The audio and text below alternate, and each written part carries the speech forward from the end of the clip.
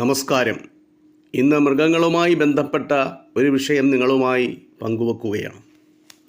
സ്കൂളുകളിൽ ദിനാചരണങ്ങൾ ആചരിക്കാറുണ്ട്.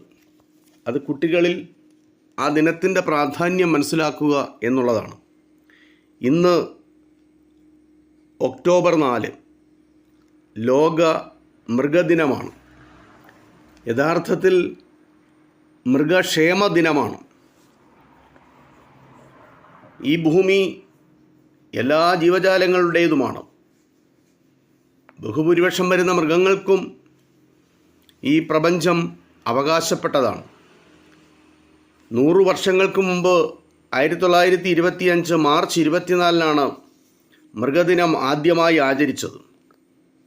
ജർമ്മനിയിലെ Berlin sports പാലസിലാണ് ഇതുമായി ബന്ധപ്പെട്ട ആദ്യ യോഗം ചേർന്നത്.